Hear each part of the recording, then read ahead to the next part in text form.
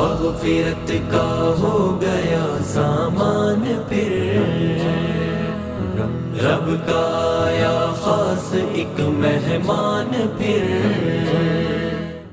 بسم اللہ الرحمن الرحیم، الحمد للہ رب العالمین، والصلاة والسلام علی رسولہ الکریم سیدنا و نبینا محمد وعلی آلہ وصحبہ اجمعین۔ اللہم صل علی محمد وعلی آل محمد کما صلیت علی ابراہیم وعلی آل ابراہیم انک حمید مجید۔ اللہم بارک علی محمد وعلی آل محمد کما بارکت علی ابراہیم وعلی آل ابراہیم انک حمید مجید۔ ناظرین، پیغام ٹی وی سحر ٹرانسمیشن کے ساتھ میں ہوں آپ کا میزبان محمد عاطف الیاس۔ اللہ رب العالمین نے ہمیں جن راتوں سے نوازا ہے اور جن بابرکت لمحات سے ہمیں نوازا ہے، یہ بڑے بابرکت لمحات ہیں اور بڑے نیکی اور بھلائی سے بھرے ہوئے لمحات ہیں۔ ان میں ہمیں بھلائیاں کرنی چاہیے اور نیکیاں کر کے اللہ کا قرب حاصل کرنے کی کوشش کرنی چاہیے۔ ناظرین، یہ جو نیکیاں ہم کرتے ہیں، جو بھلائیاں ہمیں کرتے ہیں، ان میں ایک خاص چیز تو یہ ہے کہ ان میں اخلاص کا ہونا ضروری ہے اور اللہ تبارک و تعالیٰ کے لیے ان کا خالص ہونا ناگزیر ہے۔ جس عبادت میں اللہ کے ساتھ کسی اور کو شریک کر دیا جائے وہ اللہ کے ہاں قابل قبول نہیں ہوتی۔ اسی طرح عبادت کا دوسرا ایلیمنٹ کہ جس کا ہونا عبادت میں ضروری ہے وہ نبی اکرم صلی اللہ علیہ وسلم کی پیروی ہے، اور عمل کا نبی اکرم صلی اللہ علیہ وسلم کے بتائے ہوئے طریقے کے مطابق ہونا بھی ضروری ہے۔ اگر آپ صلی اللہ علیہ وسلم کے طریقے سے ہٹ کے کوئی دوسرا طریقہ اختیار کر کے عبادت کی جائے تو وہ اللہ کے ہاں قابل قبول نہیں رہتی۔ اس لیے ہمیں اپنی عبادتوں میں نبی اکرم صلی اللہ علیہ وسلم کی پیروی اور نبی اکرم صلی اللہ علیہ وسلم کی فرما برداری کا خاص طور پر اہتمام کرنا چاہیے۔ تو آپ صلی اللہ علیہ وسلم کے فرمان کی پیروی یوں کرنی چاہیے جیسا کہ وہ اللہ کا فرمان ہو۔ اللہ تبارک و تعالیٰ قرآن کریم میں ارشاد فرماتا ہے، مَن یُطِعِ الرَّسُولَ فَقَدْ أَطَاعَ اللَّهَ، جس نے اللہ کے رسول کی اطاعت کی تو گویا کہ اس نے اللہ کی اطاعت کی، اور جو آپ کی اطاعت نہ کرے تو اس نے نبی اکرم صلی اللہ علیہ وسلم کی نافرمانی کرتے ہوئے اللہ تبارک و تعالیٰ کی نافرمانی کی۔ ہم دیکھیں گے کہ نبی اکرم صلی اللہ علیہ وسلم کے فرامین کو سن کے صحابہ کرام کتنی تیزی سے آپ صلی اللہ علیہ وسلم کے فرمان کے اوپر عمل کرتے تھے، اور کیسے آگے بڑھ بڑھ کے نبی اکرم صلی اللہ علیہ وسلم کے فرامین کو اور ان کے احکام کو پورا کرنے میں مقابلہ کیا کرتے تھے، حتیٰ کہ غیر مسلم دیکھ کے حیران ہو گئے اور یہ کہنے پر مجبور ہو گئے کہ میں نے نہیں دیکھا کہ کسی بادشاہ کی عوام یا کسی شخص کے چاہنے والے اس کے ساتھ اتنی محبت کرتے ہوں کہ جیسے وہ کوئی حکم دے تو فوری طور پر اس پر عمل کرنے کے لیے ایک دوسرے سے مقابلہ کریں، اتنی محبت کرتے ہوں کہ اس کے وضو کے پانی کے اوپر ایک دوسرے سے سبقت لے جانے کی کوشش کریں، اتنی محبت کرتے ہوں کہ جیسے ہی کوئی حکم صادر ہو تو وہ مکمل بعد میں ہو، عمل اس کے اوپر پہلے ہو جائے۔ ناظرین، ہم بہت سی باتیں اطاعت رسول کے حوالے سے کرنے والے ہیں۔ میرے ساتھ معزز مہمان علماء کرام، اسکالر حضرات موجود ہیں، میں ان کا تعارف آپ سے کرا دوں۔ میرے ساتھ موجود ہیں الشیخ ہاشم یزمانی صاحب، آپ فاضل مدینہ یونیورسٹی ہیں، پیغام ٹی وی سے ایک عرصے سے وابستہ ہیں، بہترین خطیب ہیں، دین کی خدمت معاشرے کے مختلف حصوں میں کر رہے ہیں۔ اللہ تبارک و تعالیٰ ان کی خدمات کو قبول فرمائے۔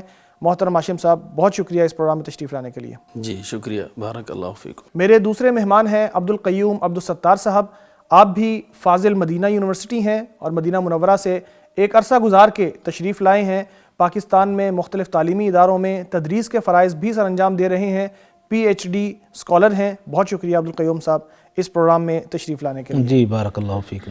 اطاعت رسول کے حوالے سے ہاشم صاحب بات ہو رہی ہے، تو اطاعت رسول کی اہمیت کیا ہے دین میں؟ اس حوالے سے ناظرین کو آگاہ کیجیے۔ بسم اللہ الرحمن الرحیم۔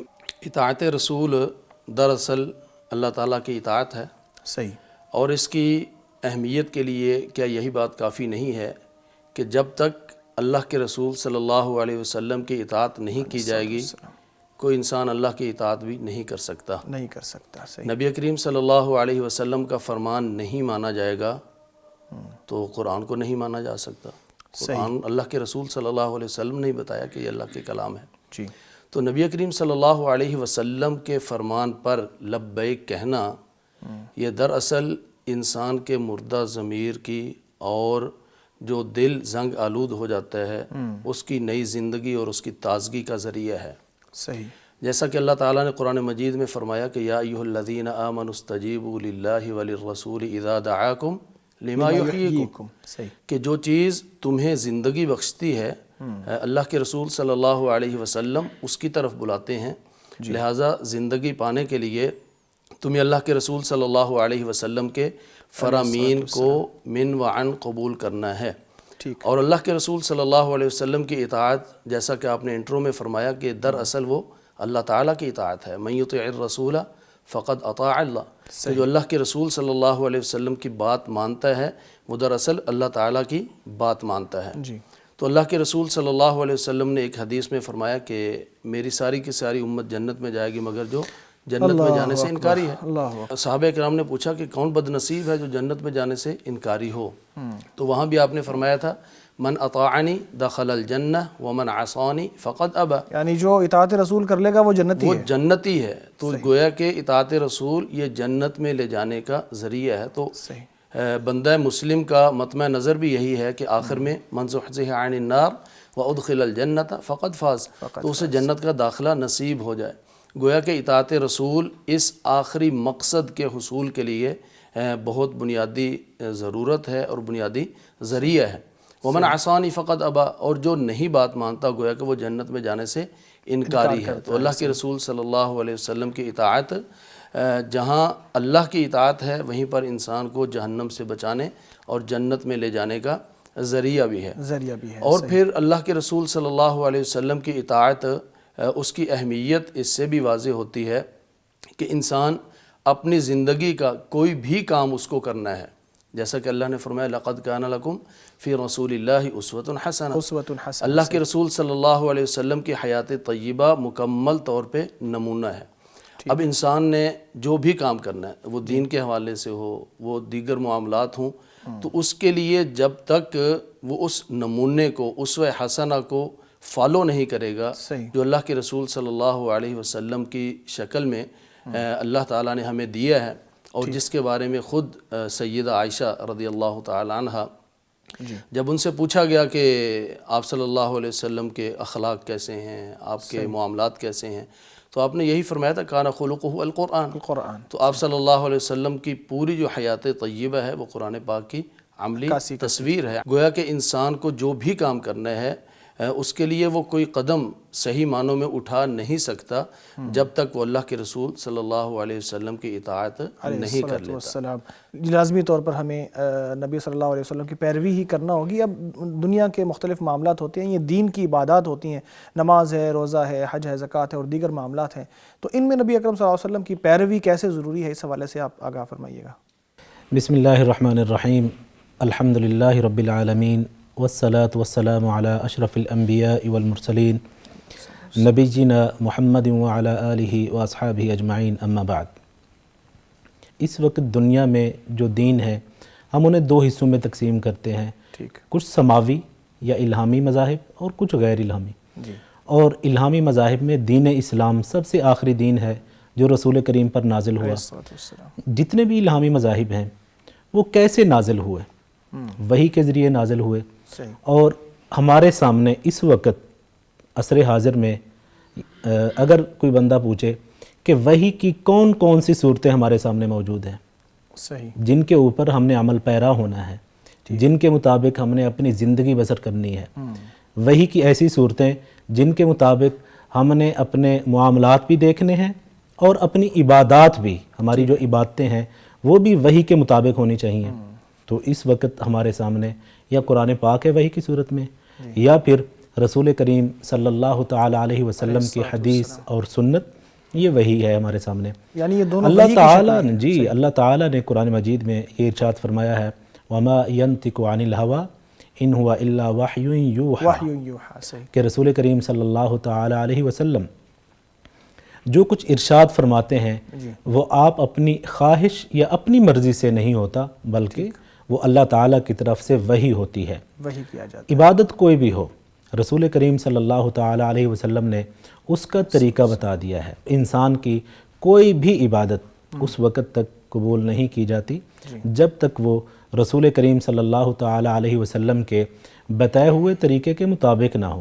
مثال کے طور پہ اب رمضان المبارک ہے، اور رمضان المبارک جو ہے یہ بڑی تیزی سے گزرتا جا رہا ہے، اس میں ہم روزے رکھ رہے ہیں، جی، قیام اللیل کا اہتمام کرتے ہیں۔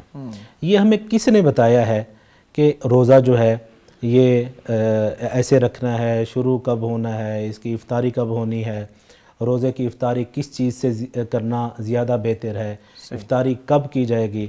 اور اسی طرح جب ہم نماز پڑھتے ہیں، نماز فجر کی جو ہے یہ 2 رکعت ہیں، ظہر کی جو ہے فرض جو ہے وہ 4 رکعت ہیں، عصر کے بھی 4 ہیں، مغرب کے 3 ہیں، عشاء کے 4 ہیں۔ یہ ساری چیزیں جو ہیں، یہ جو عبادات ہیں، یہ ہمیں رسول کریم صلی اللہ تعالیٰ علیہ وسلم نے اپنے قول اور اپنے عمل، رسول کریم علیہ السلام نے ہمیں اپنی زبان سے بتا دی ہیں، یا پھر آپ صلی اللہ تعالیٰ علیہ وسلم نے ہمیں کر کے دکھا دیا ہے۔ صحیح، اسے ہم سنت اور حدیث کہتے ہیں۔ جی، تو جتنی بھی عبادات ہیں، آپ نے عبادات کے بارے میں پوچھا ہے، تو جتنی بھی عبادات ہیں اللہ تعالیٰ کے پیارے پیغمبر علیہ السلام نے ان کے متعلق ہمیں بتا دیا ہے کہ یہ جو عبادت ہے اس کا طریقہ کار یہ ہے، نماز کا طریقہ کار یہ ہے، حج کا طریقہ کار جو ہے وہ یہ ہے، زکوٰۃ جو ہے ستون ہے دین اسلام کا، تو اس کا طریقہ کار یہ ہے۔ جب تک کوئی عبادت انسان اللہ تعالیٰ کے رسول صلی اللہ تعالیٰ علیہ وسلم کے بتائے ہوئے طریقے کے مطابق نہیں کرتا، اس وقت تک اللہ تعالیٰ کی بارگاہ میں وہ عبادت قبول ہی نہیں ہوتی۔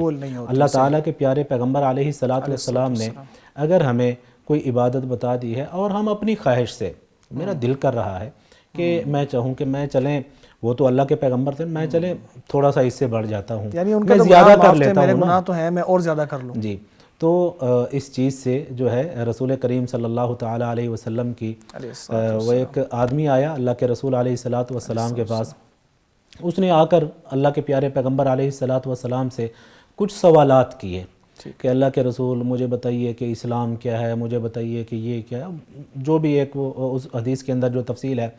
اچھا، عبادات کے بارے میں جب آپ صلی اللہ تعالیٰ علیہ وسلم نے اسے بتایا تو جاتے ہوئے اس آدمی نے اپنی زبان سے ایک لفظ کہا، اس نے کہا کہ اللہ کے رسول یہ جو آپ نے مجھے ابھی بتایا ہے نا، تو میں اب اس کے مطابق اپنی زندگی بسر کروں گا۔ صحیح، لا ازید علی ھذا ولا انقص، ولا انقص منہ شیئا، صحیح، کہ نہ تو میں اس سے بڑھنے کی کوشش کروں گا، اور ساتھ ہی میری یہ بھی کوشش ہوگی کہ جو کچھ آپ نے مجھے ابھی بتا دیا ہے اس میں کوئی کمی بھی نہ کروں، صحیح، نہ اس سے بڑھنے کی کوشش کروں، نہ اس میں کوئی کمی کروں۔ صحیح، تو اللہ کے پیارے پیغمبر علیہ السلام نے بڑی اہم بات اس انسان کے لیے، اس شخص کے لیے فرما دی۔ آپ صلی اللہ علیہ وسلم نے فرمایا افلح ان صدقہ۔ صحیح، یہ آدمی ابھی اس نے جو بات کی ہے نا، کون سی بات؟ کہ میں اپنی پوری زندگی رسول پاک کی سنت کے مطابق عبادات سر انجام دیا کروں گا۔ صحیح، اس آدمی نے اگر یہ سچے دل سے عہد کر لیا ہے نا تو یہ کامیاب ہے۔ صحیح، اور کچھ روایات کے الفاظ ہیں، آپ صلی اللہ تعالیٰ علیہ وسلم نے فرمایا من سرہ ان ينظر الى رجل من اہل الجنہ فلینظر الی ھذا، فلینظر الی ھذا، صحیح، کہ اگر کوئی شخص چاہتا ہے کہ کسی جنتی انسان کو وہ زمین پہ دیکھنا چاہتا ہے تو وہ اسے دیکھ لے۔ اچھا، اسے اللہ کے پیارے پیغمبر نے کامیاب بھی قرار دیا، اسے اللہ کے پیارے پیغمبر علیہ السلام نے یہ بھی فرما دیا کہ یہ اہل جنت میں سے بھی ہے۔ کس بنیاد پہ اللہ کے پیارے پیغمبر نے کس بنیاد پہ اس شخص کو کامیاب قرار دیا، اہل جنت میں سے قرار دیا؟ وجہ اس حدیث کے اندر صرف یہی ہے کہ اس شخص نے یہ عہد کر لیا آج کے بعد میں اپنی زندگی اور خاص طور پہ میری جو عبادات ہیں ان میں رسول کریم صلی اللہ تعالیٰ علیہ وسلم کا جو بتایا ہوا طریقہ ہے اس کے مطابق سر انجام دوں گا۔ یعنی وہ پیروی کا جو اس کا عزم تھا اس کی بنیاد پر نبی صلی اللہ علیہ وسلم نے اسے جنتی قرار دیا۔ محترم ہاشم صاحب، یہ جو 3 لوگ نبی صلی اللہ علیہ وسلم کے پاس آئے تھے اور انہوں نے اپنی عبادتیں اضافی کرنے کا جو اظہار کیا تھا، اس حوالے سے کیا حدیث میں بیان فرمایا گیا ہے؟ جی، اس میں مختصراً تو شیخ عبدالقیوم صاحب نے بتا دیا کہ انسان کوئی بھی اگر نیکی کا ارادہ کر کے اپنی طرف سے کوئی چیز کرتا ہے لیکن نبی کریم صلی اللہ علیہ وسلم کے وہ طریقے کے مطابق نہیں ہے، بھلے وہ بظاہر کتنی ہی اچھی نیکی کیوں نہ ہو، وہ عمل مردود ہے۔ جیسا کہ آپ صلی اللہ علیہ وسلم نے فرمایا من عمل عملا لیس علیہ امرنا فہو رد، جو انسان کوئی بھی ایسا عمل نیکی کرتا ہے جو کہ ہماری شریعت سے اس کا تعلق نہیں ہے، فہو رد، وہ عمل مردود ہے۔ صحیح. تو جو آخر میں انہوں نے بات کی نا کہ افلح ان صدق، کہ آپ صلی اللہ علیہ وسلم نے فرمایا کہ یہ جو اتباع کی بات کر رہا ہے اگر یہ اپنی اس بات میں سچا ہے تو یہ کامیاب ہے.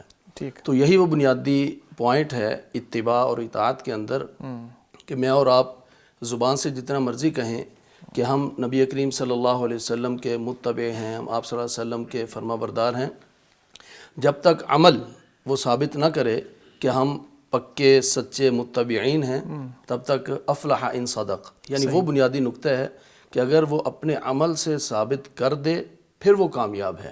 صحیح.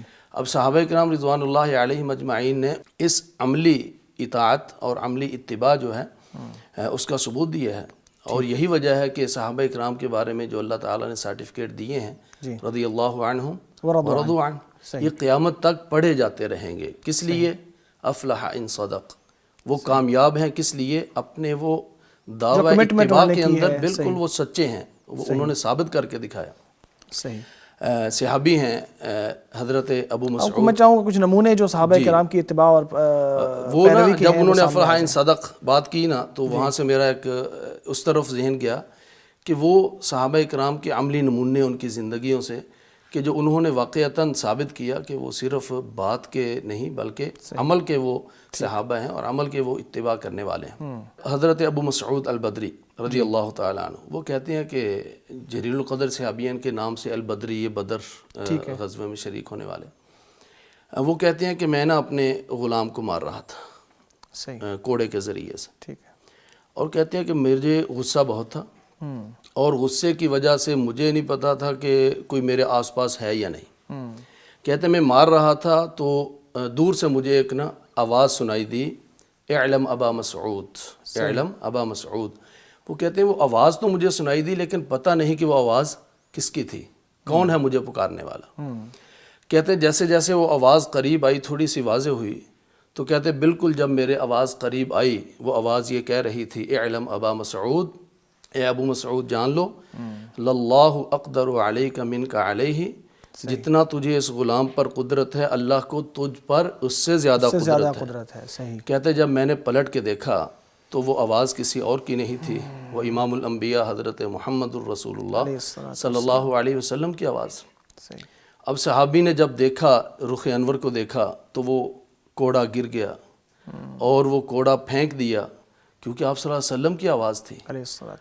عرض کرنے لگے کہ اللہ کے رسول صلی اللہ علیہ وسلم آپ گواہ رہیے میں نے اس غلام کو آزاد کر دیا ہے. اور یہ بھی عرض کی کہ لا اضرب عبدا مملوکا بعد، کہ اس کے بعد میں کبھی کسی غلام کو ماروں گا نہیں، پھر نہیں ماروں گا. تو صرف ایک دفعہ سنا آپ صلی اللہ علیہ وسلم کی زبان مبارک سے تو غلام کو بھی آزاد کر دیا، پوری زندگی غلام کو مارنا چھوڑ دیا. تو یہ عملی طور پر انہوں نے ثابت کیا کہ جو کچھ آپ نے فرمایا ہے، جس چیز کو آپ نے ناپسند کیا چھوڑ دی اور جسے پسند کیا ہے وہ آپ صلی اللہ علیہ وسلم کے صحابہ نے کر کے دکھا دی. صحیح. اسی طرح اگر وقت ہو تو ایک واقعہ اور. جی بریک پہ بھی جانا ہے ہم نے. تو نبی اکرم صلی اللہ علیہ وسلم کی یقیناً ایسے ہی ہے، صحابہ کرام بہت آگے بڑھ چڑھ کے پیروی کیا کرتے تھے. نبی اکرم صلی اللہ علیہ وسلم کے صحابہ جو ہیں وہ جیسے آپ دیکھیں کہ اللہ تبارک و تعالیٰ نے خمر کی حرمت کی جو آیات نازل فرمائیں کہ اب شراب نوشی منع ہو گئی ہے، تو صحابہ کرام نے اس پر اکتفا نہیں کیا کہ اب ہم شراب کو چھوڑ دیتے ہیں، اس کو پئیں گے نہیں، بلکہ اس کو بہا دیا، اس کو بیچا بھی نہیں کہ ہم اس کو فروخت کر دیں، بلکہ جیسے ہی حکم آیا ویسے ہی انہوں نے اس پر تعمیل کی اور اس کو چھوڑ دیا، اس پر مزید جو ہے نافرمانی اختیار نہیں کی. اسی طرح اور بھی واقعات صحابہ کرام کے آتے ہیں کہ کسی کو آپ صلی اللہ علیہ وسلم نے سونے کے حوالے سے، یعنی جو اس نے چوڑی یا کوئی سونا اپنے ہاتھ پہ پہن رکھا تھا، تو آپ نے جب فرمایا کہ جہنم کا حصہ ہے یا جہنم کا کڑا ہے جو تم نے پہن رکھا ہے، تو زمین پر پھینک دیا اور کہا میں دوبارہ اسے کبھی نہ اٹھاؤں گا. تو ایسے بہت سے واقعات ہمیں نبی اکرم صلی اللہ علیہ وسلم کے صحابہ کے ملتے ہیں، اور بہت سے واقعات ہم سننے والے ہیں اس پروگرام میں. ہمارے ساتھ رہیے گا، ایک وقفے کے بعد حاضر ہوتے ہیں. مغفرت کا ہو گیا سامان پھر، رب کا آیا خاص ایک مہمان پھر، مغفرت کا ہو گیا سامان پھر، رب کا آیا خاص ایک مہمان پھر. ویلکم بیک ناظرین.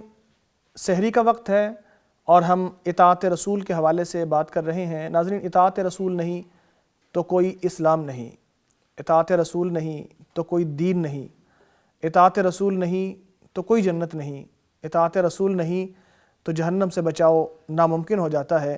ہم دیکھ رہے تھے کہ صحابہ کرام کیسے نبی اکرم صلی اللہ علیہ وسلم کے فرامین پر فوری طور پر عمل کرتے تھے۔ ہاشم صاحب، آپ صحابہ کرام کے مختلف واقعات بیان فرما رہے تھے، کچھ مزید واقعات سے ہمیں جو ہے نا وہ محظوظ فرمائیے۔ بالکل، میں عرض کر رہا تھا کہ صحابہ اکرام رضوان اللہ علیہم اجمعین ایک چیز اللہ کے رسول صلی اللہ علیہ وسلم کے زبان مبارک سے سن لیتے، آپ کا ایک حکم ہوتا تو بالکل سر تسلیم خم کر دیتے۔ پھر جو اللہ تعالیٰ نے فرمایا نا وَمَا كَانَ لِمُؤْمِنٍ وَلَا مُؤْمِنَةٍ إِذَا قَضَى اللَّهُ وَرَسُولُهُ أَمْرًا أَن يَكُونَ لَهُمُ الْخِيَرَةُ مِنْ أَمْرِهِمْ۔ تو یہ اس کی عملی تصویر ہوتے تھے کہ جو کچھ اللہ اور اس کے رسول فیصلہ فرما دیں اس کے بعد پھر ان کی ذاتی خواہش وہ سب پیچھے چلی جاتی۔ وہ نہیں پوچھتے کہ ہمیں اس پر عمل کرنا ہے نہیں عمل کرنا، نہیں، جو فرما دیا اس کی کوئی تعلیل سمجھ آ جائے وہ فبیہا، نہیں آئی تو کبھی پوچھتے ہی نہیں تھے، اس کی ضرورت ہی نہیں تھی۔ یہ صحابہ اکرام رضوان اللہ علیہم اجمعین کا عملی تصویر ہے۔ اب اس کی دیکھیے، اگر ایک چیز انہوں نے آپ صلی اللہ علیہ وسلم سے سیکھی یا ایک چیز آپ صلی اللہ علیہ وسلم سے حاصل کی تو پوری زندگی اس سنت پر انہوں نے اس کے اوپر قائم ہو گئے، قائم رہے۔ سیدہ فاطمہ الزہرا رضی اللہ تعالی عنہ لخت جگر ہیں حضرت محمد الرسول اللہ صلی اللہ علیہ وسلم کی۔ وہ اپنے ہاتھ سے وہ چکی پیسا کرتی تھیں، اپنے کمر مبارک پہ وہ مشکیزیں لایا کرتی تھی پانی کے۔ اب وہ ایک دفعہ غلام آئے آپ صلی اللہ علیہ وسلم کے پاس، تو حضرت علی رضی اللہ تعالیٰ عنہ نے فرمایا کہ اپنی زوجہ محترمہ سے کہ آپ کے ابا جان کے پاس غلام آئے ہیں، خادم آئے ہیں، چلیں جا کر ان سے درخواست کر لیں تاکہ ہمیں بھی خادم مل جائے، تاکہ یہ والی جو صورتحال ہے یہ تھوڑی سی مشقت میں کمی آ جائے۔ تو آپ صلی اللہ علیہ وسلم کی لخت جگر وہ جاتی ہیں اور لیکن آپ صلی اللہ علیہ وسلم گھر پہ نہیں ہیں۔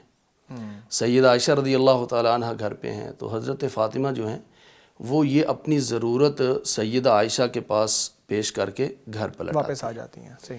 اب اللہ کے رسول صلی اللہ علیہ وسلم تشریف لاتے ہیں اور حضرت عائشہ رضی اللہ تعالیٰ عنہ بیان کرتی ہیں کہ آپ کی بیٹی آئی تھی۔ تو آپ صلی اللہ علیہ وسلم کو جب پتہ چلا کہ بیٹی کس لیے آئی تھیں تو حضرت عائشہ نے فرمایا کہ وہ خادم لینے کے لیے آئی تھی۔ اب اس باپ کے دل پہ کیا گزری ہوگی، ایک باپ ہیں، بیٹی گھر سے کچھ لینے کے لیے آئی ہے لیکن باپ گھر پہ موجود نہیں ہے۔ تو آپ صلی اللہ علیہ وسلم اسی لمحے پلٹے اور جب گھر میں تشریف لائے، اسی وقت جب پتہ چلا کہ بیٹی آئی تھی اسی وقت آپ سیدہ فاطمہ الزہرا رضی اللہ تعالیٰ عنہ کے گھر گئے، ان کے گھر چلے گئے۔ اور حضرت علی اور حضرت فاطمہ وہ فرماتی ہیں کہ ہم چارپائی پہ لیٹ چکے تھے اور ہمارے اوپر لحاف تھا، ایسے ہی درمیان میں آپ صلی اللہ علیہ وسلم آ کر بیٹھ گئے۔ اور وہ یہ بھی بیان کرتے ہیں کہ آپ صلی اللہ علیہ وسلم کے پاؤں مبارک کی ٹھنڈک میں ابھی تک محسوس کر رہا ہوں جو آپ صلی اللہ علیہ وسلم کے جسم کو لگے، حضرت علی کے۔ تو پھر آپ صلی اللہ علیہ وسلم نے فرمایا کہ بیٹی تو مجھ سے خادم لینے کے لیے آئی تھی، میں تجھے ایک ایسا نسخہ بتاتا ہوں کہ اگر تو وہ کر لے تو وہ غلام اور خادم سے کہیں بہتر ہے آپ کے لیے۔ وہ کیا فرمایا کہ رات کو سونے سے پہلے سبحان اللہ یہ 33 مرتبہ اور 33 مرتبہ الحمدللہ اور 34 مرتبہ اللہ اکبر یہ پڑھ لیا کرو، یہ غلام سے کہیں بہتر ہے، خیر لکما من خادم۔ تو حضرت علی رضی اللہ تعالیٰ عنہ فرماتے ہیں کہ جب سے میں نے یہ جملے آپ صلی اللہ علیہ وسلم سے سنے ہیں کبھی میں نے یہ ذکر ترک نہیں کیا ہے، کبھی ترک نہیں کیا۔ پوچھنے والے نے پوچھا جنگ صفین کے موقع پر، کہتے ہیں نہیں، جنگ صفین کے موقع پر بھی یہ ترک نہیں کیا۔ یہی حضرت علی رضی اللہ تعالیٰ عنہ ہیں کہ جب خیبر کا محاصرہ کیا ہوا تھا، وہ فتح نہیں ہو رہی تھی، تو آپ صلی اللہ علیہ وسلم نے فرمایا کہ صبح ایک ایسے شخص کو میں جھنڈا دینے والا ہوں کہ جن کے ہاتھوں اللہ تعالیٰ فتح نصیب فرمائے گا۔ حضرت عمر فرماتے ہیں کہ میں نے کبھی امارت اور قیادت کی خواہش نہیں کی، لیکن اس رات میں نے بھی خواہش کی کہ کاش وہ میں ہی ہوں۔ صبح ہوئی تو آپ صلی اللہ علیہ وسلم نے فرمایا کہ میرا علی کدھر ہے؟ عرض کی گئی کہ علی کی آنکھوں کے مسئلہ ہے، وہ بیمار ہیں۔ تو آپ نے فرمایا کہ بلاؤ، حضرت علی کو بلاؤ۔ علی کو بلایا گیا تو احادیث میں آتا ہے کہ آپ صلی اللہ علیہ وسلم نے لعاب مبارک لگایا اور حضرت علی کی آنکھوں پہ لگایا۔ تو حضرت علی کی آنکھیں ایسے درست ہوئیں کہ کبھی جہاں پر کوئی مسئلہ تھا ہی نہیں. صحیح. اور پھر آپ صلی اللہ علیہ وسلم نے فرمایا کہ یہ جھنڈا لو اور امشی چلو ولا تلتفت اور مڑ کر نہ دیکھو حتی یفتح اللہ علیک، یہاں تک کہ اللہ تعالیٰ تیرے ہاتھوں یہ فتح نصیب فرمائے. تو تھوڑا سا دور گئے، حضرت علی کے ذہن میں آیا کہ میں نے تو پوچھا ہی نہیں ہے کہ میں نے جہاد کرنا کس بنیاد پہ ہے، جھنڈا لے کر میں چل دیا ہوں. تو کہتے ہیں کہ میں صحابہ اکرام بیان کرتے ہیں کہ آپ صلی اللہ علیہ وسلم نے چونکہ فرما دیا تھا ولا تلتفت، مڑ کے نہیں دیکھنا، انہوں نے اپنا چہرہ آگے کی طرف رکھا اور اونچی آواز سے کہنے لگے علی ماذا اقاتلہم یا رسول اللہ، اللہ کے رسول صلی اللہ علیہ وسلم میں کس بنیاد پر ان سے جنگ کروں. پیچھے مڑ کر دیکھ سکتے تھے، پوچھ سکتے تھے، لیکن چونکہ آپ نے فرما دیا تھا مڑ کے نہیں دیکھنا تو سوال کے لیے بھی مڑ کر نہیں دیکھا. اور پھر آپ صلی اللہ علیہ وسلم کے اس صحابی کے ہاتھوں اللہ تعالیٰ نے خیبر کی فتح نصیب فرمائی. تو صحابہ کرام نے عملی طور پہ ثابت کیا، بہت ظاہر کیا. قیوم صاحب میں آپ کی طرف آؤں گا، آپ بھی واقعات سے ہمیں روشناس فرمائیے. صحابہ کرام رضوان اللہ علیہم اجمعین کی رسول کریم صلی اللہ تعالیٰ علیہ وسلم کی اطاعت وہ ہمارے لیے مثال کی حیثیت رکھتی ہے کہ صحابہ کرام کی جو اللہ کے پیارے پیغمبر علیہ الصلاۃ والسلام کی فرما برداری تھی وہ صرف زبانی جمع خرچ نہیں تھی. آج ہمارے معاشرے میں ہمیں لوگ نظر آتے ہیں جو زبان سے تو بڑے بڑے دعوے کرتے ہیں کہ ہمیں رسول کریم صلی اللہ علیہ وسلم سے اتنی زیادہ محبت ہے، ہم بڑھ چڑھ کر محبت کرتے ہیں. یہ درست ہے، دعویٰ ہمارا یہ ہونا چاہیے، لیکن جہاں پر کمی ہے وہ یہ ہے کہ ہمارا دعویٰ جو ہے اس کا ہمیں عملی ثبوت بھی دینا چاہیے. گفتار کا غازی ہے تو بنا، کردار کا غازی بن نہ سکا. صحابہ کرام رضوان اللہ علیہم اجمعین اپنے عمل سے، اپنے کریکٹر اور کردار سے انہوں نے یہ ثابت کیا ہے کہ وہ رسول کریم صلی اللہ علیہ وسلم کے ایسے مطیع اور فرما بردار تھے کہ آج تک کوئی اور ویسا مطیع پیدا ہی نہیں ہوا. سبحان اللہ. اور ہمارے لیے وہ مثال ہیں. رسول کریم صلی اللہ تعالیٰ علیہ وسلم کی زوجہ، ہم سب کی اماں جان سیدہ ام حبیبہ رضی اللہ تعالیٰ عنہا کہتی ہیں کہ رسول گرامی علیہ الصلاۃ والسلام نے ارشاد فرمایا کہ جو بھی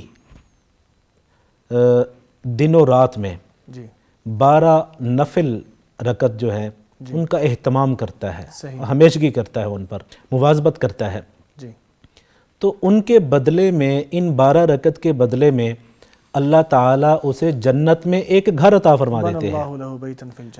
اور یہ 12 رکعت کون کون سی ہیں؟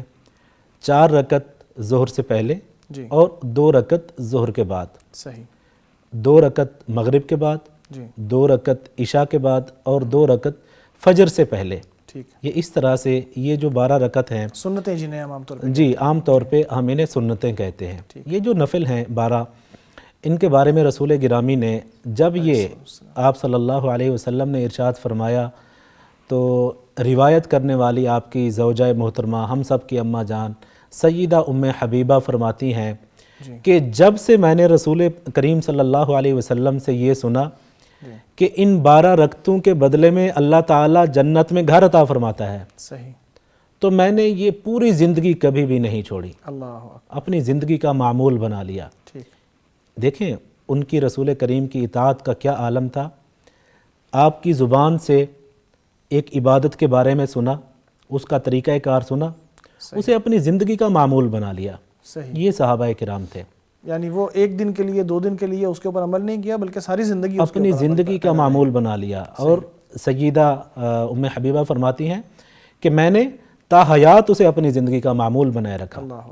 سیدہ ام حبیبہ سے یہی حدیث سننے والے ایک راوی ہیں جن کا نام ہے عنبسہ. وہ کہتے ہیں کہ جب حضرت ام حبیبہ رضی اللہ تعالی عنہا سے ان 12 رکعت کی فضیلت میں نے سنی کہ پیارے پیغمبر نے یہ ارشاد فرمایا ہے، تو میں نے بھی وہ 12 رکعت اپنی زندگی میں کبھی نہیں چھوڑی، انہیں اپنی زندگی کا معمول بنا لیا. ان سے روایت کرنے والے، عنبسہ سے روایت کرنے والے عمر بن اوس ہیں. وہ کہتے ہیں کہ جب میں نے عنبسہ سے رسول کریم کی یہ حدیث سنی کہ جو شخص دن و رات میں 12 नफिल रकत अदा करता है, बदले में उसे जन्नत मिलती है, और ये रसूल करीम का इरशाद है, तो कहते हैं मैंने कभी नहीं छोड़ा। तो ये उन लोगों का मामूल था। सही। तो हमें भी इससे सीखना चाहिए कि रसूल करीम सल्लल्लाहु ताला अलैहि वसल्लम की जो सुन्नत है, आप सल्लल्लाहु अलैहि वसल्लम की जो इत्तिबा और इताअत है, हमें उस पे हमेशगी अख्तियार करनी चाहिए। सही। हम अगर इस चीज़ में पड़ जाएंगे कि इसकी अहमियत कम है, इसकी अहमियत ज़्यादा है, इसे अब चलें छोड़ देते हैं, कोई बात नहीं। ये जो 12 रकत हैं ये फ़र्ज़ नहीं है, ऐसा ही है। फ़र्ज़ रकात जो हैं, फ़र्ज़ नमाज़ें जो हैं वो इनसे अलग हैं। इनसे अलग। लेकिन जब अल्लाह के प्यारे पैगम्बर अलैहिस्सलातु वस्सलाम ने उन लोगों ने सुना तो उसी अमल को अपनी ज़िंदगी का मामूल बना लिया। सही। तो इसमें कामयाबी है। सही। और ये जो उनकी मोहब्बत थी ना, अल्लाह ताला ने कुरान मजीद में ये इरशाद फरमाया है, कुल इन कुंतुम तुहिब्बूनल्लाह फत्तबिऊनी युहब्बिबकुमुल्लाह। सही। ऐ लोगो, अगर तुम चाहते हो कि तुम अल्लाह ताला के महबूब बन जाओ, जी। अल्लाह ताला तुम्हें पसंद फरमा ले, तुम अल्लाह ताला के महबूब बंदे बन जाओ, तो क्या करना होगा तुम्हें? फत्तबिऊनी, मेरी पैरवी, रसूलुल्लाह सल्लल्लाहु ताला अलैहि वसल्लम की इत्तिबा करनी होगी, सही, आपकी पैरवी करनी होगी। सही। तो जब रसूल करीम नतीजा ये होगा कि अल्लाह तबारक जब रसूल करीम की इताअत करोगे तो क्या होगा? युहब्बिबकुमुल्लाह, अल्लाह तुमसे मोहब्बत करेगा, व यगफिर लकुम दुनूबकुम, सुभान अल्लाह, कि तुम्हारे जो गुनाह हैं उनको भी अल्लाह ताला माफ़ फरमा देगा, उन पे माफ़ी का कलम फेर देगा। सही। तो ये रसूल करीम सल्लल्लाहु ताला अलैहि वसल्लम की इत्तिबा और इताअत है, उसके समरात और फ़वाइद हैं। यकीनन मोहतरम हाशिम साहब, और भी हमें लुत्फ़ अंदोज़ कीजिए ऐसे वाक़यात से, और नबी सल्लल्लाहु अलैहि वसल्लम की शख्सियत जो है उस हवाले से भी नाज़रीन को आगाह फरमाइए कि वो जो हमें अहकाम देते थे वो हमारी मशक्क़त के लिए नहीं बल्कि हमारी भलाई के होते थे। नबी करीम सल्लल्लाहु अलैहि वसल्लम ने जो कुछ फरमाया है वो हमारी रहनुमाई। आप सल्लल्लाहु अलैहि वसल्लम तो तशरीफ़ ही इसलिए लाए हैं कि वकुंतुम अला शफ़ा हुफ़रतिम मिनन नार फ़अनक़ज़कुम मिन्हा। हम तो जहन्नम ही में गिर रहे थे कि अल्लाह ताला ने जहन्नम से गिरते हुओं को बचाने के लिए नबी करीम सल्लल्लाहु अलैहि वसल्लम को मबऊस फरमाया। तो आप सल्लल्लाहु अलैहि वसल्लम का जो भी हुक्म है वो हमें जहन्नम से बचाने और जन्नत में दाखिल करवाने के लिए है। सही। और सहाबा कराम के जो है ना मतमा नज़र और उनके पेश नज़र यही बात होती थी कि आप सल्लल्लाहु अलैहि वसल्लम का जो भी फरमान है वो इसीलिए है कि हम उस पर अमल करके जन्नत में पहुंच जाएंगे और जहन्नम से बच सकेंगे। यानी खैर खाही उसकी बुनियाद, खैर खाही इसकी बुनियाद होती थी। और नबी करीम सल्लल्लाहु अलैहि वसल्लम के इसी यानी जो अहकामात थे, सहाबा कराम फ़ौरन उस पर कैसे अमल करते, वो फौरी तौर पे अमल करते। ये नहीं कहते कि इसमें तो अब दो सहाबा कराम जो हैं वो यानी पहले जो हमने वाक़यात देखे हैं उनमें यह है कि एक तो सुन ली बात, उस पर अमल शुरू कर दिया और सारी ज़िंदगी करते चले, बिल्कुल करते रहे। लेकिन कुछ वाक़यात ऐसे भी ज़ाहिर करते हैं कि जैसे ही सुना फौरी तौर पर अमल किया, फौरी तौर पे अमल कर दिया और दाएं बाएं नहीं देखा कि शायद इसका, जैसे हमारे यहाँ होता है कि यार पता नहीं इसका शायद मतलब ये हो, शायद इसमें से कोई रास्ता निकलता हो। नहीं, सहाबा कराम ने फ़ौरन वैसे ही अमल किया। एक दफ़ा साहबा वो बयान करते हैं कि हज़रत अबू बकर और हज़रत उमर रज़ी अल्लाह ताला अन्हुमा दोनों के दरमियान थोड़ा सा मामला हो गया। ठीक है। हज़रत अबू बकर फरमाते हैं कि जैसे दोस्तों के दरमियान बात करते करते थोड़ी सी तलखी नहीं बल्कि एक इख्तिलाफ़ की वजह से, राय के नुक्ता नज़र के इख्तिलाफ़ की वजह से हज़रत अबू बकर कहते हैं कि हज़रत उमर जो है वो नाराज़ हो गए। मैंने कहा कि यार माफ़ कर दो, जैसे दोस्तों में होनी चाहिए, क्योंकि वो कोई दिल से तो नाराज़ नहीं थे, थोड़ा सा एक मामला हुआ तो हज़रत उमर भी उन्होंने कहा कि नहीं मैंने माफ़ नहीं करना। तो हज़रत अबू बकर जो है ना वो चल दिए, घर नहीं गए बल्कि सीधे कहाँ गए? रसूल अकरम सल्लल्लाहु अलैहि वसल्लम के पास। अब इसी लम्हे हज़रत उमर को एहसास हुआ कि नहीं यार मुझे तो माफ़ करना चाहिए था। सही। तो फ़ौरन हज़रत उमर जो हैं वो दरवाज़ा अबू बकर सिद्दीक़ रज़ी अल्लाह ताला अन्हु पे पहुँचे, दस्तक दी, पूछा कि हज़रत अबू बकर किधर हैं? तो घर वालों ने कहा वो तो इधर नहीं है। तो अब हज़रत उमर के दिल में यही एहसास हुआ कि यहाँ नहीं है तो फिर कहाँ गए होंगे? अल्लाह के रसूल सल्लल्लाहु अलैहि वसल्लम के पास।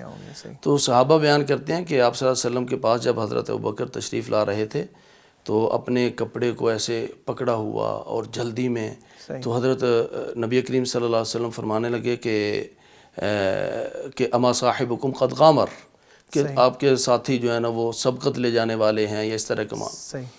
तो आकर वो अल्लाह के रसूल सल्लल्लाहु अलैहि वसल्लम के पास बैठ गए और आकर अपनी वो कहानी सुनाई کہ تھوڑا سا معاملہ ہوا، غلطی میری تھی، صحیح میں نے معذرت کی لیکن قبول نہیں کی حضرت عمر نے، تو میں آپ کے پاس آ گیا ہوں۔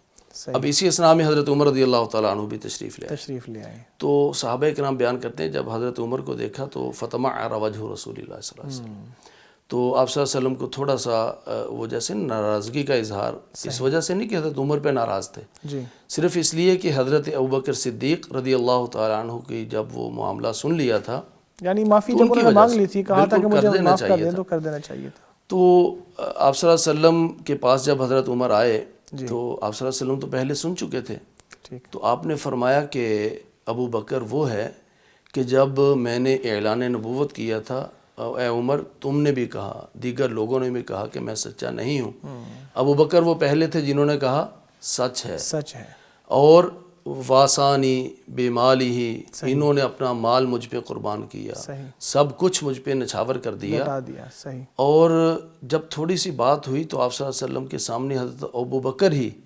اپنے گھٹنوں کے بل بیٹھ گئے اور عرض کرنے لگے کہ اللہ کے رسول اب ناراضگی ختم کر دیجئے، جی مسئلہ میرا ہی تھا۔ صحیح تو آپ صلی اللہ علیہ وسلم نے فرمایا کہ حل انتم تارکو لی صاحبی، صحیح میری خاطر میرے ابو بکر کو کچھ نہ کہا کرو، صحیح اس نے مجھے اوپر اتنا کچھ نچھاور کیا ہے، میری خاطر ہی اس کو تکلیف نہ دیا کرو۔ ٹھیک تو صحابہ کرام بیان کرتے ہیں فما اوذی بعدہا، صحابہ کرام نے جب یہ سن لیا کہ ابو بکر کو میری خاطر ہی چھوڑ دیا کرو، صحیح کبھی بھی ابو بکر کو کسی صحابی سے کبھی ناروا سلوک کا سامنا نہیں ہوا۔ ہوا ہی نہیں، صحیح تو اللہ یہ صحابہ کرام تھے کہ جو کچھ سنا من وعن اسی طرح عمل کر کے دکھا دیا۔ حضرت عبداللہ بن عمر رضی اللہ تعالیٰ عنہ وہ بیان کرتے ہیں کہ ہم مسجد میں تھے، نماز ادا ہو رہی تھی، ایک آدمی آیا کہ وہ مسجد میں داخل ہوا جی اور اس نے نماز شروع کی اور تھوڑا سا اونچی آواز سے کہا اللہ اکبر کبیرا صحیح والحمد للہ کثیرا وسبحان اللہ بکرۃ واصیلا۔ اصیلا، جی تو یہ نماز کے اندر اس نے، جیسے ہم اللہ مباعد کہتے ہیں دعا استفتاح کے طور پر، صحیح آپ صلی اللہ علیہ وسلم نے نماز کے بعد پوچھا کہ یہ الفاظ کس نے کہے؟ کس نے کہے تھے؟ اب وہ تھوڑا سا سہم گیا کہ پتہ نہیں اب کیا معاملہ غلط نہ ہو، ہو کوئی، جی یعنی وہ، لیکن آپ صلی اللہ علیہ وسلم نے فرمایا کہ عجبت، مجھے تعجب ہوا کہ ان کلمات کے لیے آسمان کے دروازے بھی کھلے جی اور آسمان سے فرشتوں کی ایک بڑی جماعت اتری، کس لیے کہ کون سب سے پہلے ان کلمات کو اللہ کے سامنے پیش اللہ کرے۔ کے سامنے لے کے تو جائے، پھر وہ صحابی کہنے لگا اللہ کے رسول میں نے کہے تھے۔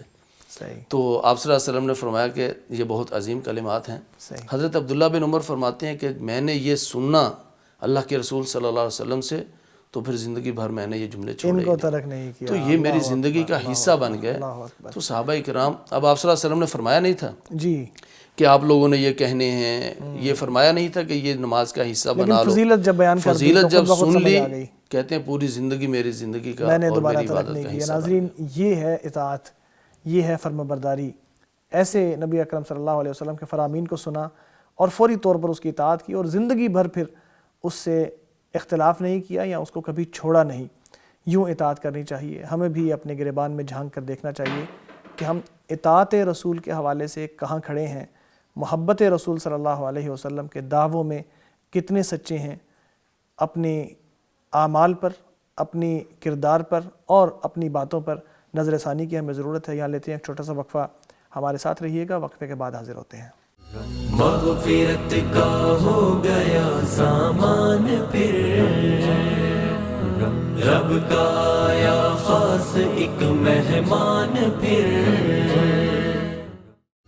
مغفرت کا ہو گیا سامان پھر، رب کا آیا خاص ایک مہمان پھر۔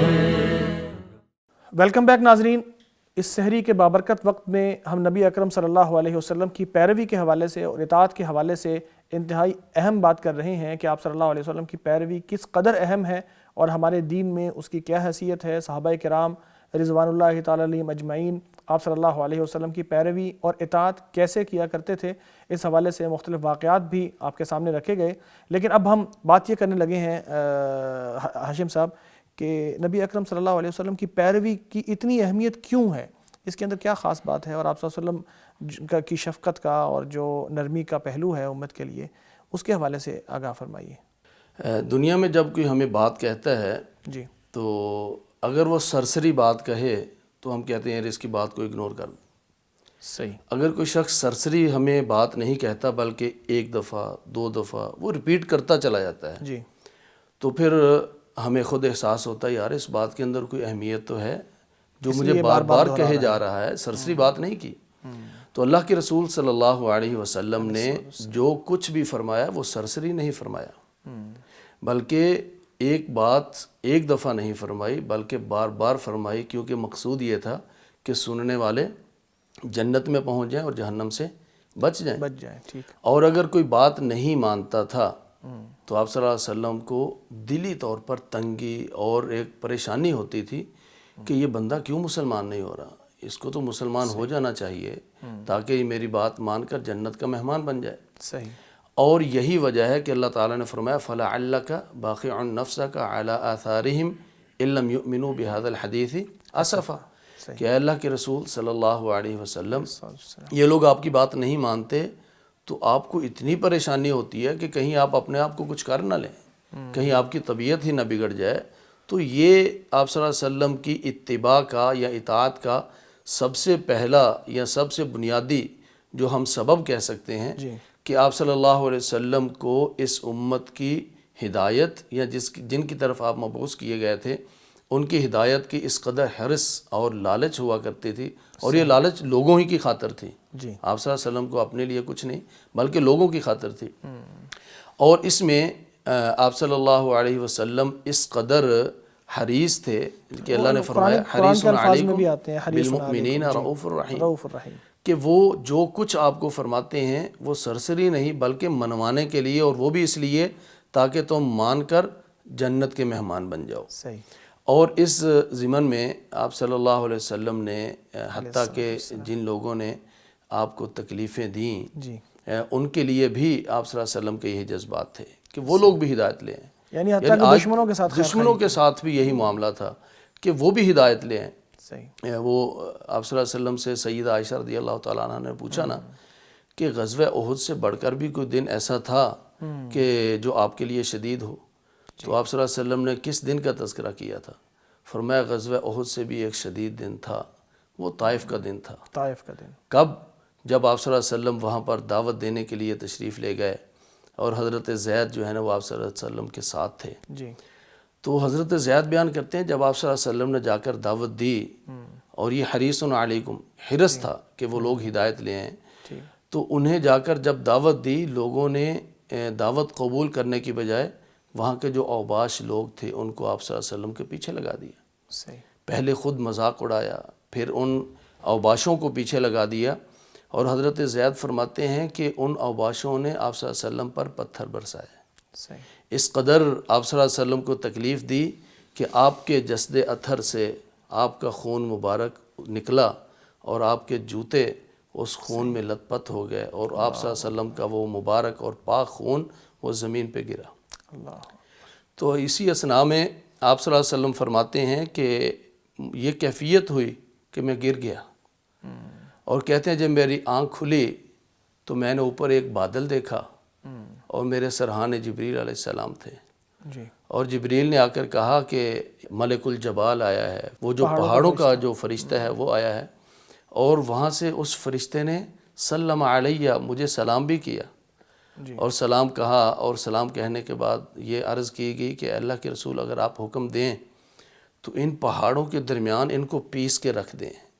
جن لوگوں نے آپ صلی اللہ علیہ وسلم کے پاؤں مبارک کو زخمی کیا ہے، آپ پر پتھر برسائے ہیں، اگر آپ کی خواہش یا حکم ہو تو انہیں ان پہاڑوں کے درمیان میں ہی پیس کے ان کو آٹا بنا کے رکھ دیں۔ تو آپ صلی اللہ علیہ وسلم نے فرمایا کہ نہیں، میں یہ نہیں چاہتا، میں یہ چاہتا ہوں ارجو ان یخرج اللہ من اصلابہم، کہ ان کی نسلوں میں سے اللہ تعالیٰ ایسے لوگ لائے گا من یعبد اللہ وحدہ ولا یشرک بہ شیئا، جو اللہ کی وحدانیت کا اقرار کریں گے، ایک اللہ کی عبادت کریں گے اور اس کے ساتھ کسی کو شریک نہیں ٹھہرائیں گے۔ اور پھر اللہ تعالیٰ نے یہ دعا قبول بھی کی، اور پھر اس امید پر وہ کئی لوگ وہاں سے مسلمان ہوئے بھی۔ تو آپ صلی اللہ علیہ وسلم نے جس نے بھی آپ کو تکلیف دی کبھی بھی ایسا نہیں ہوا کہ آپ نے کہا کہ چلو یہ تو دشمن ہے اس کو چھوڑیں، نہیں۔ حضرت ابو ہریرہ رضی اللہ تعالیٰ عنہ، اب یہ بڑے جلیل القدر صحابی ہیں، یعنی جلیل القدر صحابی، سب سے زیادہ احادیث نقل کرنے والے، جی لیکن گھر کا معاملہ کیا ہے؟ وہ کہتے ہیں کہ میری والدہ مسلمان نہیں تھی اور میں اپنی والدہ کو اسلام کی دعوت دیا کرتا تھا، اور والدہ جو ہے نا وہ اسلام ٹھکرا دیا کرتی۔ کہتے ہیں میں ان کو اسلام کی تبلیغ کرتا رہا اور جب وہ ٹھکراتی میرے لیے قابل برداشت تھا۔ کہتے ہیں ایک دن تو میری برداشت جواب دے گی، کس لیے کہ ایک دن میں نے ان کو دعوت دی، انہوں نے اسلام تو ٹھکرا ہی دیا، جی ساتھ انہوں نے امام الانبیاء حضرت محمد الرسول اللہ صلی اللہ علیہ وسلم کو بھی برا بھلا کہہ دیا۔ لا حول ولا قوت الا باللہ۔ تو کہتے ہیں میرے سے یہ برداشت نہ ہوا، میں اللہ کے رسول صلی اللہ علیہ وسلم کی خدمت میں حاضر ہوا اور جا کر عرض کی کہ اللہ کے رسول، میری والدہ نے آج تک اسلام کی دعوت کو ٹھکرایا، میں برداشت کرتا رہا، لیکن آج انہوں نے آپ ہی کو برا بھلا کہہ دیا۔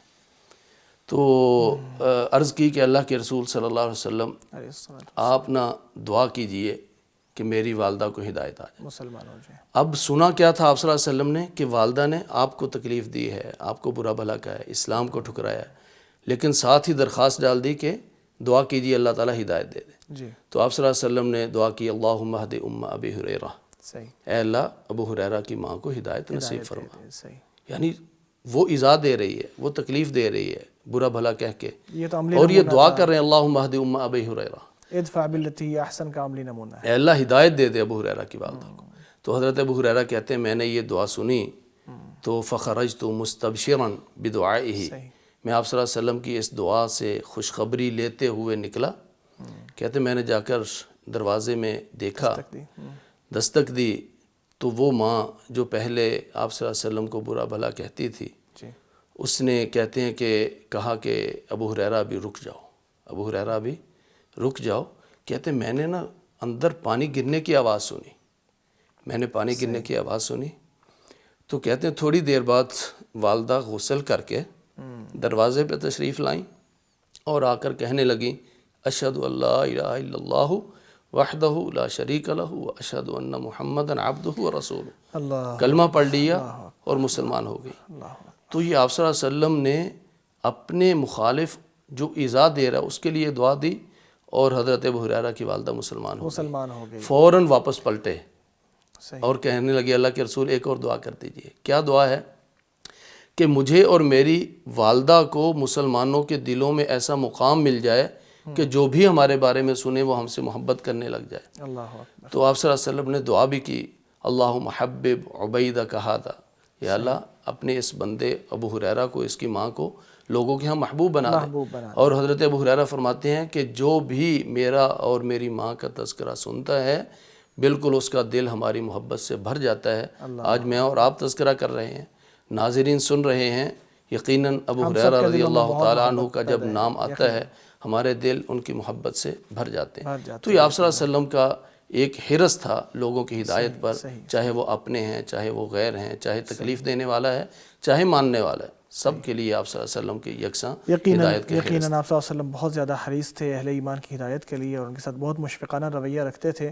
اس حوالے سے نبی صلی اللہ علیہ وسلم کی اطاعت کیوں اہم ہے، اور سلف صالحین کا رویہ اس حوالے سے کیا رہا ہے؟ رسول کریم صلی اللہ تعالی علیہ وسلم کی اطاعت کیوں اہم ہے؟ اس کا جواب اگر میں صرف ایک ہی فکرے میں دے دوں تو وہ یہ ہے کہ مخلوق میں سے اللہ کی مخلوق کا سب سے بڑا خیر خواہ کون ہے؟ ظاہر ہے وہ نبی اکرم صلی اللہ علیہ رسول کریم صلی اللہ علیہ وسلم ہے۔ اللہ تعالیٰ کی جتنی بھی مخلوق ہے سب سے بڑھ کر اگر اس مخلوق کی کوئی خیر خواہی، اس مخلوق میں انسان بھی شامل ہیں، جن بھی شامل ہیں، جانور بھی، باقی ساری جو مخلوق ہے، سب سے بڑھ کر ان کا اگر کوئی خیر خواہ ہے مخلوق میں سے تو وہ رسول اللہ صلی اللہ تعالی علیہ وسلم ہے۔ رسول کریم کا یہ ارشاد ہے نا، انا آخذ بحجزکم وانتم تکحمون فیہ، صحیح، کہ لوگوں کی مثال ایسے ہے جیسے کوئی آگ اگر کہیں پر جل رہی ہو تو وہاں پر چھوٹے چھوٹے یہ جو اڑنے والے ہوتے ہیں، انہیں کیا کہتے ہیں، یہ اس آگ کے اندر جا رہے ہوتے ہیں، ٹھیک ہے، آگ کو دیکھ کر اس کے اندر یہ گرنا شروع ہو جاتے ہیں اور جل جاتے ہیں۔ ٹھیک، تو آپ نے فرمایا کہ اے لوگو، تم اسی طرح جو جہنم کی آگ ہے اس کے اندر تم جا رہے ہیں، اور میں تمہیں پیچھے سے کھینچ کر اس آگ سے بچانے کی کوشش میں لگا ہوا ہوں۔ اللہ یہ رسول اللہ صلی اللہ علیہ وسلم ہیں۔ آپ صلی اللہ علیہ وسلم سے بڑھ کر کوئی شفیق ذات، آپ صلی اللہ علیہ وسلم سے بڑھ کر کوئی رحم دل، صحیح شفقت کرنے والی مخلوق میں سے اور کوئی ہستی ہو ہی نہیں سکتی۔ صحیح۔ اللہ کے پیارے پیغمبر علیہ السلام نے کتنی مشقتیں برداشت کیں۔ رسول کریم کا یہ بھی ارشاد ہے نا کہ اللہ تعالیٰ نے ہر پیغمبر اور ہر رسول کو ایک ایسی دعا سے نوازا ہے جی کہ وہ دعا وہ جب بھی کریں گے تو اللہ تعالیٰ اس دعا کو فوراً قبول فرما لے گا۔ صحیح۔ وہ دعا مقبول ہے، جی وہ فوراً قبول ہو جائے گی۔ رسول کریم صلی اللہ تعالیٰ علیہ وسلم نے وہ دعا آپ کے پاس تھی جی جب آپ کو طیف میں لوگوں نے، یزمانی صاحب ذکر فرما رہے تھے کہ خون بہہ بہہ کر آپ صلی اللہ علیہ وسلم کا مبارک خون بہہ رہا تھا، جی، تو آپ نے وہ دعا نہیں کی، بد دعا نہیں کی۔ بد دعا نہیں کی۔ جب غزوہ احد کے موقع پر رسول گرامی صلی اللہ علیہ وسلم کو زخمی کیا گیا، جی آپ کا خون بہایا گیا، تو آپ نے وہ دعا نہیں کی۔ آپ صلی اللہ علیہ وسلم نے وہ دعا ایک سائیڈ پہ کر کے رکھی ہوئی ہے، ٹھیک، اور ایک خاص وقت کے لیے رکھی ہوئی ہے صحیح۔ کہ یہ دعا میں اپنی امت کے لیے ایک ایسے مقام پہ کروں گا جہاں پر میری امت کو اس دعا کی سب سے بڑھ کر ضرورت ہوگی۔ صحیح۔ ساری دنیا آپ صلی اللہ، جب اہل مکہ نے رسول کریم صلی اللہ علیہ وسلم کو ستانا شروع کیا، جی آپ صلی اللہ علیہ وسلم کا مکہ میں رہنا مشکل کر دیا، آپ کو اپنا جو آبائی وطن تھا وہ چھوڑنا پڑ گیا۔ جی آپ صلی اللہ علیہ وسلم کو جان سے مارنے کی پلاننگ کر رکھی تھی، صحیح۔ آپ صلی اللہ علیہ وسلم نے تب بھی یہ دعا نہیں کی۔ مشکل ترین مراحل سے گزرے، اپنا آپ صلی اللہ علیہ وسلم کا لہو بہایا گیا، پھر بھی اس دعا کو نہیں استعمال کیا۔ آپ نے وہ میدان محشر کے لیے آپ نے وہ دعا رکھی ہوئی ہے سنبھال کے رکھیے کہ آپ نے فرمایا کہ میں اپنی امت کے لیے یہ جو دعا ہے اپنی امت کے لیے اس وقت کروں گا جب میری امت کو اس دعا کی سب سے بڑھ کر ضرورت ہوگی۔ شدید ضرورت ہوگی، صحیح۔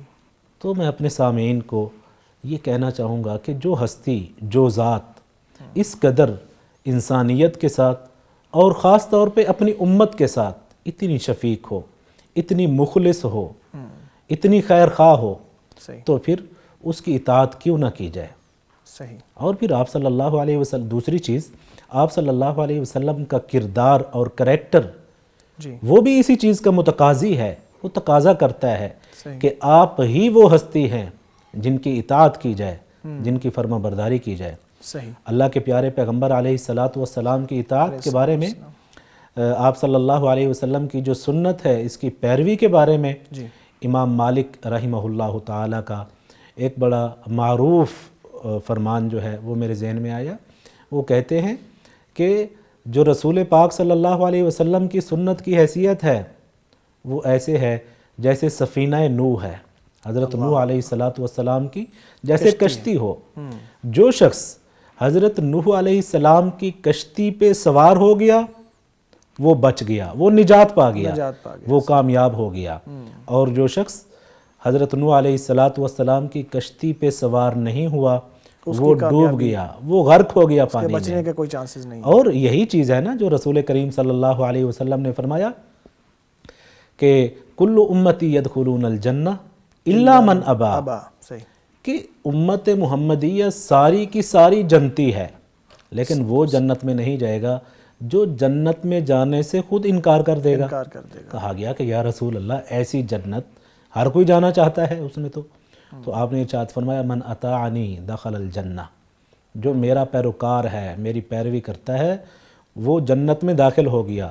ومن عصانی فقد ابا، اور جو شخص میری نافرمانی کرتا ہے، میری بات سے اعراض کر لیتا ہے، میری سنت سے منہ موڑ لیتا ہے، میری اتباع اور اطاعت نہیں کرتا، تو گویا کہ اس نے جنت میں داخل ہونے سے انکار کر دیا۔ تو رسول کریم صلی اللہ علیہ وسلم کی سنت ہمارے لیے بہت زیادہ اہم ہے اور اسی میں ہماری دنیا اور آخرت دونوں کی کامیابی ہے۔ یقیناً ناظرین، نبی اکرم صلی اللہ علیہ وسلم کی پیروی کے حوالے سے آپ نے بہت ساری باتیں سنی۔ یقیناً آپ صلی اللہ علیہ وسلم کی پیروی اور آپ صلی اللہ علیہ وسلم کی اطاعت انتہائی ضروری ہے، اس کے بغیر ہمارا دین بھی مکمل نہیں ہوتا۔ اور صحابہ کرام نے سبقت بھی اسی لیے لی کہ وہ نبی اکرم صلی اللہ علیہ وسلم کے فرامین پر فوری طور پر عمل کرتے تھے، اور جب کسی فرمان پر عمل کرنے لگتے تو مستقل مزاجی کے ساتھ ساری زندگی اس کے اوپر عمل پیرا رہتے، کوئی تبدیلی نہ کرتے، کوئی سوال نہ کرتے کہ یہ حکم کیوں ہے، کیسے ہے، آپ نے فرمایا ہے تو اس کی وجہ کیا ہے، اسباب کیا ہیں، مسببات کیا ہے، یا جیسے آج ہم سوچنے لگتے ہیں کہ آپ کے اس حکم کی وجہ کیا ہے یا اس کی حکمت کیا ہے، غرض و غایت کیا ہے، سمجھ آ جائے تو عمل کر لیا، سمجھ نہ آئے تو پھر ذہن میں تشنگی رہتی ہے کہ پتہ نہیں یہ حکم کیوں ہے۔ صحابہ کرام کا کردار ایسا نہیں تھا، وہ فوری طور پر جو حکم آتا وہ اس پر عمل پیرا ہو جاتے، اور اسی میں ہماری بھلائی اور ہماری خیر ہے، دنیا و آخرت کی کامیابی بھی اسی میں ہے۔ تو بغیر کسی سوال کے نبی صلی اللہ علیہ وسلم کا حکم ثابت ہو جائے صحیح، اس کے سامنے جھک جانا ہی اہل ایمان کا فریضہ ہے، اور اسی میں ہدایت اور بھلائی ہے ہمارے لیے۔ ناظرین، سحری کے اس وقت میں ہم اللہ تبارک و تعالیٰ کی بارگاہ میں حاضر ہو کے چند درخواستیں کیا کرتے ہیں، آپ بھی ہماری دعاؤں پر آمین کہا کریں۔ عین ممکن ہے کہ آپ ہی میں سے کوئی نیک آدمی ہو کہ جس کی آمین سے ہم سب کو بھلائیاں مل جائیں، ہم سب کی دعائیں قبول ہو جائیں۔ محترم یزمانی صاحب، آپ سے درخواست ہے کہ آپ دعا سے ہمارے پروگرام کو ختم کیجیے۔ بسم اللہ الرحمن الرحیم۔ اللہم انا نسألک بأننا نشہد انک انت اللہ لا الہ الا انت الاحد الصمد الذی لم یلد ولم یولد ولم یکن له کفوا احد۔ اللہم صلی علی محمد وعلی آل محمد کما صلیت علی ابراہیم وعلی آل ابراہیم انک حمید مجید۔ اللہم بارک علی محمد وعلی آل محمد کما بارکت علی ابراہیم وعلی آل ابراہیم انک حمید مجید۔ آمین۔ اللہم انک عفو تحب العفو فاعف عنا۔ اللہم انک عفو تحب العفو فاعف عنا۔ اللہم اغفر لنا ولوالدینا، اللہم اغفر لنا ولوالدینا ولأساتذتنا ولأقربائنا ولأصدقائنا ولزملائنا ولجميع موتى المسلمين اللهم اغفر لهم وارحمهم ونور لهم قبورهم وادخلنا وادخلهم برحمتك الجنة الفردوس۔ یا اللہ جتنے مسلمان بیمار ہیں سب کو شفاء کاملہ عاجلہ نصیب فرما۔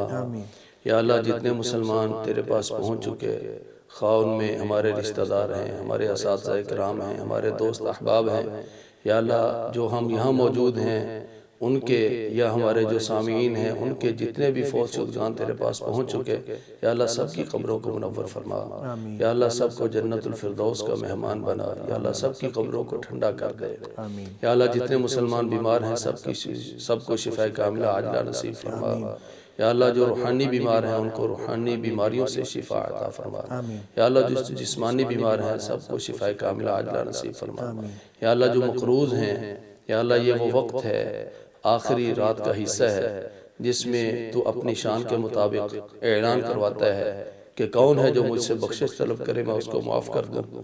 یا اللہ ہم تو اس سے بخشش طلب کر رہے ہیں، یا اللہ تو اس سے معافی مانگ رہے ہیں، یا اللہ تو ہم اپنی رحمت فرما، ہمارے گناہوں کو معاف فرما۔ یا اللہ ہم تیرے سامنے ہاتھ پھیلائے ہوئے، یا اللہ اپنی جھولی کو پھیلائے ہوئے، اپنے دامن کو پھیلائے ہوئے، یا اللہ ہمارے ہاتھوں کو، ہماری جھولیوں کو، ہمارے دامنوں کو اپنی رحمت سے بھر دے۔ یا اللہ تیرے نبی نے فرمایا ہے کہ جب بندے کے ہاتھ اٹھیں اللہ تعالیٰ خالی نہیں لوٹاتا۔ یا اللہ ہمارے ہاتھوں کو رحمت سے بھر کے لوٹانا۔ یا اللہ ہماری جھولی کو اپنی رحمت سے، خیر و برکت سے بھر کے لوٹا۔ یا اللہ ہمیں اپنے نبی حضرت محمد صلی اللہ علیہ وسلم کی سچی محبت نصیب فرما۔ یا اللہ آپ صلی اللہ علیہ وسلم کی سچی اطاعت نصیب فرما۔ یا اللہ زندگی کے ہر شعبے میں ہمیں نبی کریم صلی اللہ علیہ وسلم کی اطاعت کرنے کی توفیق نصیب فرما۔ یا اللہ اسی اطاعت کے بدلے میں کل قیامت کے دن ہمیں نبی کریم صلی اللہ علیہ وسلم کے ہاتھوں جام کوثر نصیب فرما۔ یا اللہ ہمیں اللہ تیرے نبی سے محبت ہے، یا اللہ ہمیں تیرے نبی کے صحابہ کرام سے محبت ہے۔ یا اللہ اسی محبت کی بدولت ہماری درخواست ہے کل قیامت کے دن ہمیں انہی کا ساتھ نصیب فرما۔ یا اللہ ہماری اولادوں کو ہماری آنکھوں کی ٹھنڈک بنا۔ یا اللہ دنیا اور آخرت کی جو بھی بھلائی ہے ہمارے مقدر میں کر دے۔ یا اللہ ملک پاکستان کی حفاظت فرما۔ یا اللہ امت مسلمہ کی حفاظت فرما۔ یا اللہ بلاد اسلامیہ کی حفاظت فرما۔ یا اللہ مسلمان جہاں بھی مظلوم ہیں، مقہور ہیں، یا اللہ ان کی مدد فرما۔ یا اللہ جو مسلمانوں پر ظلم کرتے ہیں یا اللہ ان کے ہاتھ کو روک دے۔ یا اللہ اپنی طاقت کے ساتھ مسلمانوں کی مدد فرما۔ ربنا آتنا فی الدنیا الدنيا حسنة وفي الآخرة حسنة وقنا عذاب النار. اللهم إنا نسألك علما نافعا وعملا متقبلا ورزقا طيبا. اللهم إنا لما أنزلت إلينا من خير فقير. اللهم ربنا لما أنزلت إلينا من خير فقيرين. یا اللہ ہم تیری جو بھی خیر ہے، جو بھی تیری رحمت ہے، یا اللہ ہم اس کے لیے فقیر ہیں، ہم محتاج ہیں. یا اللہ ہمیں ساری قسم کی خیر و برکت نصیب فرما. ربنا تقبل منا انك انت السميع العليم وتب علينا انك انت التواب الرحيم. سبحان ربك رب العزة عما يصفون وصلى الله تعالى على خير خلقه محمد وعلى آله وصحبه اجمعین. آمین برحمتک. آمین آمین آمین. ناظرین، اللہ تبارک و تعالی ہماری دعاؤں کو اور عبادتوں کو اپنی بارگاہ میں قبول و منظور فرمائے. نبی صلی اللہ علیہ وسلم کی سنت کے مطابق، آپ صلی اللہ علیہ وسلم کے احکام کے مطابق ہمیں زندگی بسر کرنے کی توفیق عطا فرمائے. اللہ تبارک و تعالی ہمیں عبادتوں کو اور اپنی جو نیکیاں ہیں بہتر طریقے سے کرنے کی توفیق عطا فرما دے. اس کے ساتھ ہی میں اجازت چاہوں گا اپنے مہمانوں کا. میں شکر گزار ہوں کہ انہوں نے اس پروگرام میں شرکت فرمائی. محترم ہاشم صاحب بہت شکریہ اس پروگرام میں شامل رہنے کے لیے. اللہ تعالیٰ قبول فرمائے. محترم عبدالقیوم صاحب بہت شکریہ اس پروگرام میں تشریف لانے کے لیے. جی بارک اللہ فیکم. جی ناظرین، آپ سے ملاقات ہوگی انشاءاللہ کل. دیکھتے رہیے پیغام ٹی وی.